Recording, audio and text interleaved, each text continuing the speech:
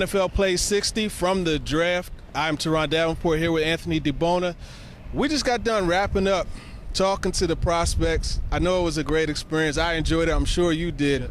You had mentioned on the way over here that Carson Wentz was a guy that stood out as far as your conversation with him. What was it that stood out so much? You could tell, even though he's from a small school, he's pro-ready. He's ready to go. He's ready to get in the playbook. He mentioned how he wanted to get right into the playbook. He's ready. He's definitely ready for the next level. Now, one of the other things that he mentioned was how the offense at North Dakota State prepared him for the NFL. Now, we're, of course, going to look at this from an Eagles perspective.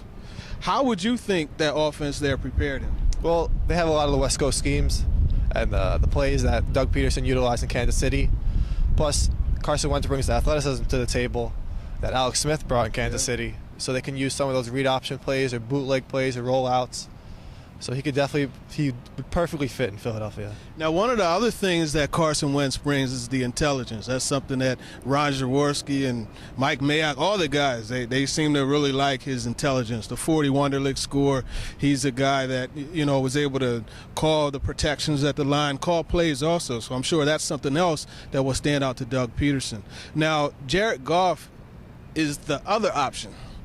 So if the Rams take Wentz, that means Jared Goff's going to be there at number 2. He will likely be the pick. Just in watching his game, how do you feel Jared Goff would fit into this Eagles West Coast scheme? I think he would fit in perfectly. They would have to utilize him more from the pocket. He's not as athletic or as big as Carson Wentz, so you can't really use him on the outside. But I feel like in terms of just pure arm talent, he's probably top in the draft. That's lofty compliments, but hey, you know, we all, what did Howie say? You know, pepperoni pizza or sausage? We all like different things. I'm going to agree with you. I like Jared Goff's arm. I think that he throws the deep ball very well. I love the timing part of it also, which I think would allow him to fit into the West Coast scheme with the Eagles. Now, let's just say something crazy happens, and the Eagles don't take a wide receiver at number 2. Or, not a wide receiver. Look, see, that's my wide receiver background in me. I'm always thinking receivers. So let's just say the Eagles don't take a quarterback at number 2 and they decide to go with a positional player. Who would that player be for you? For me, it'd have to be Jalen Ramsey. You look at, they brought Jim Schwartz, and clearly they want to change the defensive culture back to the Jimmy Johnson days in Philadelphia. So having a player like Jalen Ramsey, he could play anywhere. I mean, he probably wouldn't play safety, but he would be that shutdown corner that they need, that they thought Byron Maxwell was going to be, but clearly he wasn't the answer. So Jalen Ramsey could fill that spot. Some people say he resembles Patrick Peterson. I could see him definitely filling that void. So you see Ramsey as more of a corner than a safety? In Philadelphia's case, yes, definitely. Yeah, I would have to agree. If they were to pick him, he would play corner. They put all that money into Rodney McLeod and Malcolm Jenkins.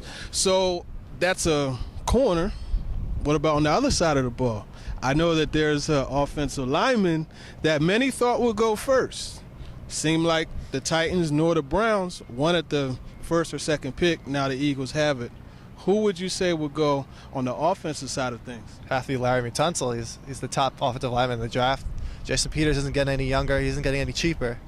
They can cut him next year with minimal cap loss. So Tunsil would definitely fill that void and be their franchise tackle. You wouldn't have to switch Lane Johnson over. He could stay on the right side. You have Tunsil on the left side for the next 5 to 10 years, and they're set. Laremy Tunsil. He looked a lot leaner today also. That's something that really stood out to me. Yeah, right. He could have. You know, and that's the thing in this offense. They're going to allow the tackle to get on the move. You look at what Andy Reid, his first pick when he was with Kansas City, Eric Fisher, another athletic offensive lineman. So I could definitely see the correlation there, Laremy Tunsil. He's a guy that could do pretty much anything you need him to do on the left side. And one of the things that I really like about him is his footwork. He's able to regroup.